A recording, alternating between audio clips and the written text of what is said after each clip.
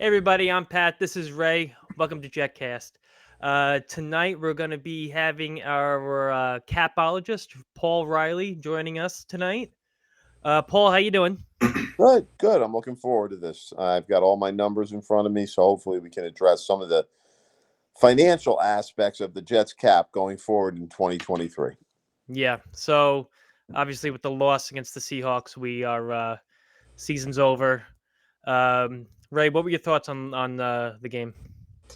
It's very frustrating. It felt like it was a playoff game to us as fans. Maybe it's not so much to the players. We got out to that early deficit, and it just felt like we were never going to be able to make it up. It was, as people were saying all week long, the Geno revenge game. He came out, he looked solid against us, especially that run early on. We've talked about it previously with our linebackers and the over pursuit, and it really bit us in the rear end. Early on, 3 plays, 75 yards. It's something that a so-called elite defense like ours should not be allowing, especially right off the bat. It seems like the last few weeks we've almost let this happen consistently, and it's really come back to hurt us. We're not a team that's built to come back. We want to stress that ground game. We got guys like Herbig and Tomlinson, these big, beefy guys up the middle. We want to run the ball, and unfortunately, it didn't look too well from the start, and it didn't finish too well. Yeah, 10 days to prepare, and honestly, I've been watching this team my entire life. Not as long as Paul. I'm only 35, but I cannot remember a time where we actually had 10 days of rest and actually prepared properly. I mean, I was calling this a trap game from the get-go, really. I knew it wasn't going to come out good just because that's our history. I mean, I know the season completely changed when we lost Brees Hall and AVT in the same week, and the season kind of went to shit after that. I don't think Mike White was totally healthy. He was missing passes that we've seen him throw. I think he definitely had some tightness in his ribs, and that was causing issues. But the defense did not show up at all. It was really that first run play, and I'm like, oh, here we go. Paul, what do you think? It felt just bad from start. I mean, when Walker ran through them, like you said, that was an ominous beginning, and White was clearly not accurate. You just knew how it was going to end, and the Seahawks kept giving them opportunities. Pete Carroll, who's still a dope, somehow he won a Super Bowl, but Almost he had a chance to go up 3 scores, and he went for it on 4th and 1 from instead of kicking the field goal. It would have been like a 48 or 49-yard field goal. And the Jets stoned them, and that gave you, well, maybe they score here and they're only down 1 score, but they never came close. It was an awful game. I'm glad. I mean, it's over. What are you going to do? Now, obviously, this week we saw the terrible injury by Damar Hamlin of the Buffalo Bills. Ray, were you watching that game? I was watching the game. I was live in PD space. We were chopping it up about Jets when it happened, and just brutal. You never think you'd see stuff like that, but that's the reality of this gladiator sport. We could say a prayer for him. I know he's got that charity we were talking about earlier with a $2,500 goal. He's already over $5 million. We encourage all Jet fans, if you have it, just in his name, even if it's something little. We'll have the For have the me, GoFundMe link in the description of the video. for me, it brought back a memory. I'm so much older than you. In 1971, I was 9, and I watched a game the Detroit Lions were playing. It's the only time in NFL history a player died on the field. They had a receiver named Hughes, and he ran out on a pattern, and the ball wasn't to him. It was to Saunders, who was their big receiver when I was a kid. And he was jogging back, and he collapsed, and he died on the field. They had a massive coronary. He was 27, 28 years old. He dropped dead. And it was, you can look it up. His name was Hughes. It was the Detroit Lions. It was 1971. And I was a little kid. I was thinking, wow. And so it's been 52 years later. I see another guy have a heart attack on the field. Now, Hughes died. Hughes was dead like the second he hit the ground. He just had a massive coronary. He had a heart defect no one picked up. Right. But all those memories came back to me last night watching that. It really did. You hear about this sometimes with the lacrosse players in high school, goalies especially. They get hit right in the chest with those shots, and they end up having, unfortunately, there are kids that have died from this, just because there's not world class medical staff at these games. So you see this happen once a year, twice a year, where you hear about it in the news, where a kid gets hurt pretty badly in the same way. It's terrible, and it didn't look like, we've seen horrendous hits. We've seen guys get knocked out. We saw what happened to Tua, and this play it didn't, it looked like a routine tackle. I think the NFL is going to have a real tough time when the CBA comes up, negotiating with the Players Association about some things, because you always hear that the sport is inherently dangerous, but when you see a player getting CPR right on the field, it definitely brings it home. So, all right, so moving on. Now that the season is basically over for us, we got to talk about what we can expect in the off season. Now, I know for us, it's going to feel like the off season is actually going to go by pretty quickly, because honestly, in years past, we're done before Thanksgiving. Right. This is the first time that I can remember in a long time, I guess since 2015, I guess, where we were actually playing meaningful games in December. We had a chance to make the playoffs. So we're not doing mock drafts. We're not doing mock drafts in Thanksgiving. I know we got one more week to go, but it doesn't really matter for us. So, Ray, what do you want to see? Let's start off with you. What do you want to see going into the off season? You know what? It's the big question mark that we've had for how many years, since Chad Pennington. You're bringing a guy like Brett Favre. We see, time and time again, we're all looking for another one of those veteran quarterbacks. It's really going to be up to the cap and who's out there. Whether it's a guy like Derek Carr or the kid from San Francisco, Garoppolo.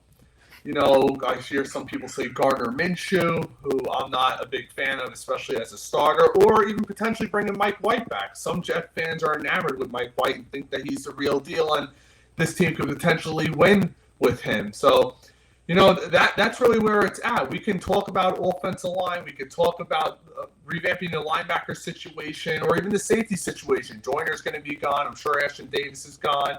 Whitehead's got a decent cap hit, so we'll see what happens with that. But at the end of the day, it all comes back to numero uno, and that's the guy under center. So that's the one thing that we're going to have to solve. And, there's some decisions that have to be made right away. And I know, Paul, you're the cap guy. You know what's going on over there. What can you tell us about Derek Carr in that situation? Well, I looked at his contract. It's pretty clear. Derek Carr, 3 days after the Super Bowl, there's an out in his contract. The Raiders can take the out and take a $5.6 million dead cap hit, or they cannot take the out and owe him $32 million in guarantees in 23 on a $40 million contract, or and then $7.5 million guaranteed in 24 with another $40 million contract. Obviously, they are going to waive him and take that. Now, people think, well, they'll trade him. Well, if I'm Derek Carr, okay, and I have a full no trade clause, why would I possibly agree to be traded? Right. Because he's guaranteed $41 million over the next 2 years.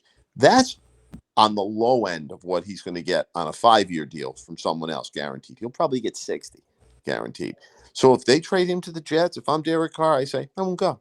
They trade me to the Colts, I won't go. I want to be a free agent. I want to negotiate with the Colts, Washington, the Jets, maybe Carolina, maybe Tampa. I think he holds all the cards here. I think he's just going to say thank you and goodbye. So 3 days after the Super Bowl, that's when they have to use that clause. They're certainly not going to keep him, and in my mind, and think, well, maybe we'll trade him later. Because what if they can't find a taker and then they're stuck with him and they don't want to pay him what they owe him? So Yeah, that's how I see it. I think he's going to get cut. He'll be available. Right. So when we're looking at our team going to the offseason, Mm-hmm. there's potential cap casualties all over the place. Maybe you want to get into that a little bit and let us know where we stand, because we all know whether it's Garoppolo or Derek Carr, they're both going to come with some serious cap hits if we end up going in that direction.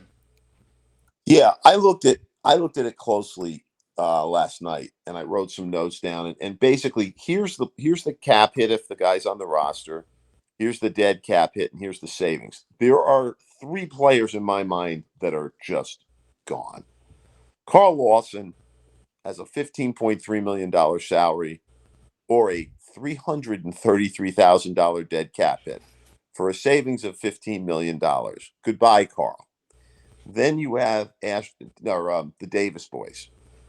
Now, Ashton Davis, it's not big cap, but it's $1.5 million or $284,000. Goodbye, Ashton. That's $1.2 million you're saving. Then we go to the more important Davis, and I'm a big fan of him at wide receiver, but he can't stay healthy. And if he's on the Jets, it's $11.1 million. If he's cut, it's $666,000. So there's 10.5. I think those 3 guys right there are gone, which is $26.7 million. Then you get into the more sticky guys. You mentioned Whitehead. I think Whitehead's gone. Here's why. He counts $10.2 million on the Jets roster. If he's cut, it's $2.9 million dead cap, which gives you $7.3 million savings. That's a lot of money. That 7.3 for what he did this year. I think he's gone. Could you see a restructure there by any chance? Maybe yes, I could. One more year. That. You could reduce that. You could say to him, "Look, Ashton, you said Whitehead, we're going to cut your salary to $6.5 million this year and $6.5 million next year, and we will guarantee 8 of it." He might do that if they want to keep him. We don't know what they think of him. There's a more interesting player who I think Franklin Marshall is a potential goner. Franklin Myers, right? Franklin Myers, I'm sorry. JFM, yeah. Yeah, JFM has a $12.4 million cap hit. His dead cap hit's only $1.2 million. So you can save $11.2 million. I think they will approach him and say, if you want to stay, you've got to reduce this hit. I don't know what he'll do. I just don't know. That to me, that's the most interesting of all the players on the roster. That's a lot of money. And I guess let me put it this way. I doubt he plays for $12.4 million. I think he either takes a cut in a restructured deal or he gets cut. I don't think they're going to pass up an opportunity, particularly if they have to go out and spend $30 million on a quarterback. And then the last guys, I'll just run through this quickly. Berrios, if you cut him, it's a $5 million savings. I don't know how they're going to feel about that because he still has special teams value. I don't believe Tomlinson will get cut. His salary is $17.3 million. Mm-hmm. His dead cap is 8.5. Some idiot on Twitter said to me, "Whoa, you save almost $8 million." Yeah, but then you still got to replace him. Yeah. You're going to replace him at less than $10 million. Right. So you're now making holes. I've saved $7.9 million, but now I'm spending 10 of it.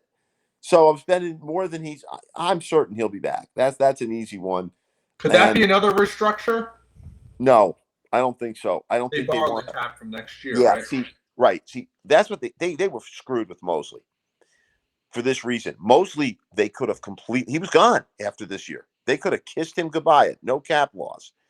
But they had to sign Brown when they had the tackle injuries, and the only way they got the money for Brown was by restructuring Mosley. Yep. So I don't think they want to put themselves in that position with Tomlinson, absent an emergency. I think they want to be able to cut ties with him after next year if they'd like. So to me, it makes no sense to try to deal with him. And the last player is because none of us know what's going to happen with Wilson. I think Zach Wilson's going to be the backup quarterback. I don't see them eating that money. I mean, his salary's 9.5. His dead cap hits 20.7. So you're losing $11.2 million, and then you still got to pay $3 or $4 million for a veteran backup. I just don't. I think they will keep him on the roster to back up whomever is the starter. I think there's a good chance that going into training camp or through the preseason that there's a team out there that gets quarterback hungry because of an injury, That can happen. and then But they move on from Wilson. That's what but I think is going to end up happening. they still have to eat 11.2 million. Yeah. Is that pre or post June 1st? Do we know? Well, no, post June 1st it would be 5.7 and 5.5 split over 2 years. Yes, there is that. You make a good point, right? People talk about June 1st. June 1st, it doesn't go away. It doesn't reduce it, but it cuts it in half. Any cap it, for example, the dead cap hit. Who are we talking about? For Berrios, for example, is 3.2. Well, you can make that 1.7 and 1.5 over 2 years. I mean, you can do that, but you can only designate a certain amount. You got to be careful. Right. Look at the Saints right now. What? They're about to pay the piper. Oh, The Saints. Done it the last 2 years. They lost Armstead. They lost Hendrickson. They lost Williams. So there are the three of their top players, and they're going to lose the corner this year or Jordan. They just, they finally, the Devils come knocking on their door asking for his due. I mean, they played with those numbers for years, but it was always going to catch up to them when he left the roster, because then everything got accelerated. They split it up over 2 years, but yeah. So that's how I see it. I mean, there's a lot of money here, but if you're talking about paying for a Garoppolo or a Carr, you're going to eat a lot of this cash. Everyone think, oh, you can manipulate all this. I don't know about that. There's not a. By the way, the last guy is Brown. Brown counts 11.7 if he plays, and 6.3 is his dead cap. I think Brown's coming back too. I don't know if he'll start, but I think Brown will be back on the roster next year too, because I don't. He's a veteran, and I respect him a lot. He played the whole year with a torn rotator cuff. He could have cashed his chips in and said, "You guys have to pay me my money. I'll see you next year." He didn't. He played. So, I think they'll be back because they have so many issues at tackle. I think at the very least he'll be back as a backup. You can see the reverberations from Zach not being what they thought he was going to be. The whole team and salary has been structured around a rookie contract.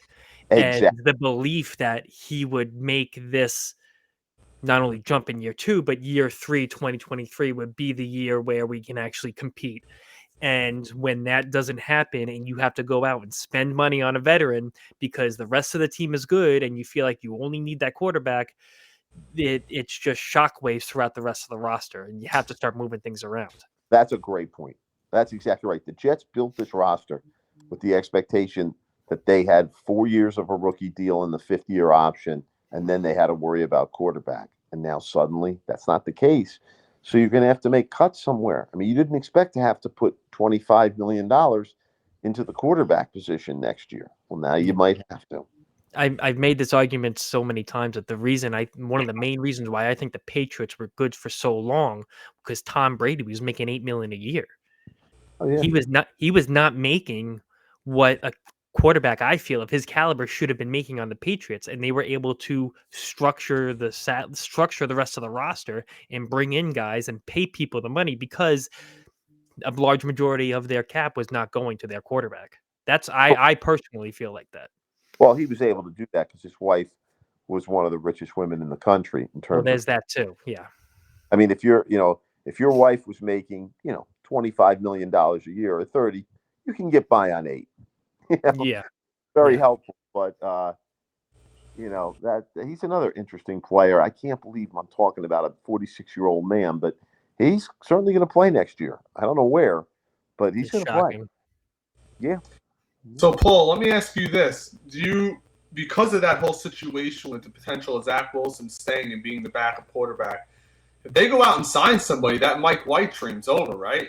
I mean, somebody's going to give him decent backup money. I doubt I don't see him starting for many teams. And another dark horse candidate that we haven't really spoken about, it got brought up in Spaces today, which is really interesting.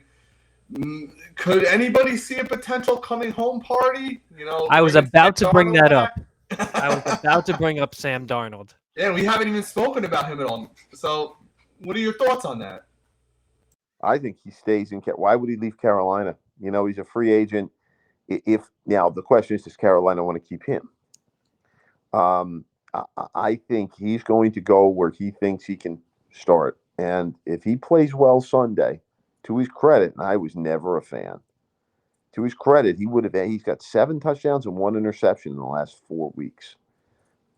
Carolina may just offer him a contract, and then Carolina says to themselves, if we think he can be our quarterback, and don't forget they drafted the kid who got hurt in the Liz Frank injury, the first preseason game. They drafted him in the 2nd round, so they already have a young potential franchise quarterback on the roster, and they might say, let's re-sign Darnold. We can get him for relatively good money, and if you're Sam Darnold, you're going to go compete somewhere. If you're certain you can start in Carolina, no. I think he stays there. I think this little 5-6 week end of the season has changed a lot of things for him there. Can we see Gardner Minshew getting sizable money in the offseason? A lot of people, because I guess he's playing on the Eagles, he played pretty well against Dallas. I watched that game from start to finish. I think he's going to be a career backup. He's almost going to be like a glorified Nick Foles. But what do you see going on with him? What kind of money is he looking at? I don't think he's getting much at all. Gardner Minshew. I live outside of Philadelphia, and I watched the game Sunday. He can't. I've always said this. He can't throw much farther than I can. It's always been his weakness. It was his weakness in college. That's why he transferred to Washington State. I mean, he can't throw very far. And I just think there's such a limited value. He's a terrific backup because he's smart and he's gritty and all that good stuff. But, you could call him Mike White with a mustache, a lesser arm. He'll have a role. He may even stay here. I don't think I'd be shocked if a team named him the starter and gave him a chance to start. And I certainly don't want to see him as a Jet. It's just that weak arm of his. Oh, no. We're going to have an interesting offseason, I feel like, because if we lose against Miami, certainly possible, there's the potential we could have the 10th pick, which is just mind-blowing. If you had told me, we're going to when we week 7 and we were 5-2, you told me we were going to end up with the 10th pick, I would have thought you were crazy. But I feel like if that happens, I think right now we're 13th. I think we're gonna end up with a nice blue. We should end up with a nice blue chip player, and I do trust Joe Douglas's drafting process because for all the faults that some people do give him, he hits on players more than he misses. I feel like, next season with Breece Hall healthy, AVT hopefully healthy, Becton as a wild card. Who knows? I think the arrow is definitely pointing up, but we definitely need somebody under center that is competent, to say it plainly. And I would almost argue that we need a legitimate receiver with size. Corey Davis drops 1 ball a game, it feels. Denzel Mims still hasn't separated himself from the pack, so it's going to be really interesting. Paul, by any chance, do you know how much money we could be looking at in cap total going into free agency 2023? Well, let me give it to me the obvious and do the math with me. Lawson is $15 million. Davis is 10.5. That's 25.5. Ashton Davis 1.2. That's 26.7. I'm going to cut Whitehead, and that's going to be 33 point. I'm sorry, that's 40. And then I'm going to say Franklin Myers is either cut or, and that's, let's say they restructure him. So I'm going to give myself 5 more savings there. That's $45 million. And that's, at a minimum, I see $45 million in cap room. Now you have to deal with Quinnen Williams. Quinnen Williams next year is only making $9.5 million. It's guaranteed on the 50-year option. They've got to deal with him. So a chunk of that's going to him. And you know who else a chunk's going to? It's going to McGovern. McGovern is a starter. Government's going to cost $10 to $12 million a year to re-sign. Yeah.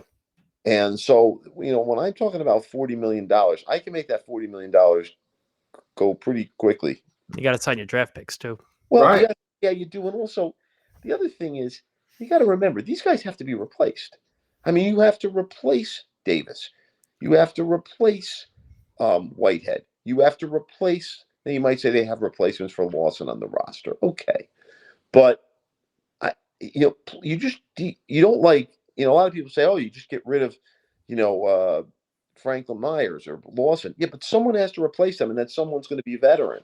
Yep. And so, and that was part of my thinking with Zach Wilson. You cut him, you take an $11.2 million, or you trade him, dead cap hit, but then you have to spend $3 or $4 million for a backup who's a veteran. So I think, I can massage this into about $45 million in cap room, and I can get rid of about half of that with 2 players or 3. So, but listen, if they have to sign a quarterback, they can do it. It's just going to really, really stretch their financial limits and their depth, in my mind. All right. Ray, final thoughts going into the last week of the season. My final thoughts are very simple. I want to see the kids play this last week. I want to see Jermaine Johnson out there. I want to see Michael Clemens, Jeremy Ruckert. I want to see all that. I want to see the kids get an opportunity. Try to end on a positive note. Now, a lot of us aren't too fond if the Jets win because it's a meaningless game. It can only hurt us and, draft-wise. But we all know the Jets, they're going to win. We're probably facing I'd be shocked if Bridgewater stays in there the whole game if he ends up starting. We're probably going to be facing a third-string quarterback. So, and Mike White's back one more week. Hopefully he's a little healthier. And if he plays well, it's going to make this decision in the offseason a lot harder. Paul, what do you think about the last week? I hope they lose. I'm a pragmatist. There's nothing to be gained by them winning. Nothing. There's nothing. If they were had a young quarterback, and you might say they want to grow. No, there's nothing to be gained, and I think they're going to lose because I think the Miami Dolphins have everything to play for. If Thompson comes in at quarterback, you got to remember, he played against us the whole game. I was that he lost. He got to play a lot of the game against New England last week. So it's not like he hasn't played. I just think they have so much talent on offense, and it's at home, and they have everything to play for. I think they're going to win, but I would hope they would. And it sounds terrible to say that. You don't want to be in that position, but the Jets. Someone on Twitter said to me, "You're not a real fan." I said, "No, that's the difference. I am. I want what's best for the Jets. There's no way you can tell me that picking 14th instead of 10th or 11th is a better thing, because if that had been the case last year, they not picked 10th. Garrett Wilson's wearing a different uniform. Right. One spot. Winning a meaningless game lost us Trevor Lawrence. Oh, yeah. Right. But there were people that day who were cheering them on. They thought it was great. Yeah. Good. Yeah. You know what? Good for you. That's years and years ago when I was a little boy. The Eagles were 0-11-1 when the old 14-game season. There was a running back who you may have heard of named O.J. Simpson at USC, and he was going to be the pick. And then they went on a nice little 2-game winning streak, and the Buffalo Bills ended up with the first pick. They got O.J. Simpson, and the Eagles did get Leroy Keys. You've never heard of Leroy Keys? I'm not surprised. So, that's I always think of that to my example. Leroy Keys was a running back from Ohio State, and he was so bad they moved him to corner after his first year. Oh boy. Gosh, never hear that anymore. My last one for the group, I would say, we haven't touched on it. What changes are we going to see this offseason in regard to the coaching staff? Are we going to see Michael LaFleur gone? Are they a package deal, Saleh and LaFleur? And the big wild card, I brought it up to a couple of our Jeff family members today, and everybody thinks I'm crazy. But what does Woody Johnson always love? The back pages. What is the biggest move that we can make this offseason to win those back pages? And for me, it would be Woody Johnson forcing Saleh out and doing everything he can to get a coach like Sean Payton. If Sean Payton is on the table, I can see him forcing him out. But in all honesty, I don't think anything actually changes with the coaching staff. I put more blame on the offensive woes on the quarterback play than I do on Mike White. I think I'm not Mike White. Mike LaFleur. LaFleur. Um, I I feel like he was kind of calling plays, I think, with one hand tied behind his back because he knew what his quarterback couldn't do. And once we lost, I seriously think once we lost Brees, and Zach really relies on that running game, it all went to shit. So I don't think that anything changes in the coaching staff. As far as a big splash back page, um, Or maybe Harbaugh. maybe I don't know. I'm interested to see what happens. So Yeah, that's all. if you look at the history of Woody Johnson, and I go back to his first coach, which was you know Woody Johnson's first coach was Al Groh. Al Groh was Woody Johnson's first coach, Mm-hmm. and he's never fired a coach after 2 years. And I know people says he likes the back page. It just I agree with Pat completely. I think he will let everybody come back, and this is sort of do or die. And I also agree with Pat on another thing. LaFleur might be the worst offense coordinator in history, but I'd like to see what he could do if he had an NFL quarterback, and he hasn't had one. Yeah. And but as far as those two coaches go, there's a couple things. Sean Payton's my age. I think he's 60 or 61. You think he's coming into a conference where he has to face Mahomes, Allen, Burrows, Herbert, Jackson, and now Lawrence? Or is he going to go to an NFC where, Jalen Hurts, okay. Dak Prescott, okay. You know what I'm saying? I think he's he's absolutely going to Dallas if they lose their first playoff game. His adult children from his first marriage lives there. He lives there. And Jerry Jones tried to trade for him 3 or 4 years ago. Mm-hmm. So I think he'll go to Dallas. And if not Dallas, I think he'll go to Arizona because I think the pretty boy in Arizona's days are numbered. And Harbaugh, I think, is going to the Colts. Could you see any potential of him trying to go to Denver? No, why would he get? I think Denver's a dead end, and it's in the AFC. I'm telling you, if you had a choice between coaching a team in the NFC or the AFC, where would you go? Mm-hmm. It's so much easier. Someone tried to tell me, oh, well, look at Brock Purdy.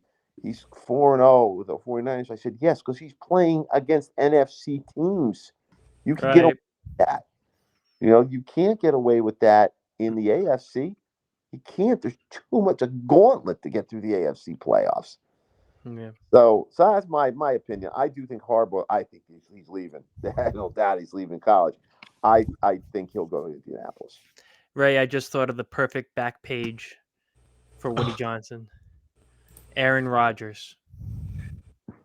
What's his dead cap hit? Like $100 million? I can tell you that's never happening. It's like $98 million, I think. No, that's actually a false number. It looks like that. It's $41 million if you're going to move him, and then the team that gets him has to give him. And I know these numbers because I've seen it. They have to give him a $58.3 million bonus on March 3rd, and then on 2024 they have to give him a $43 million bonus. So they have to give him $101 million in bonus over the next 2 years. That's insane. Right, and if you're him, why would you want to leave Green Bay? I mean, they're a good team. I saw them earlier in the year. I went to that Jets Green Bay game when the Jets beat them, and they're so different now. The Watkins, the receiver has really given them a jump, and they've done all this without Baccarati. He barely plays. He's a great tackle. He's barely played in 2 years because of that knee, but Rodgers, I think Rodgers is right where he wants to be. I think if he plays football, it will be for the Green Bay Packers. All right. Well, Paul, thanks for joining us tonight. Sure, I will talk to you guys. Around.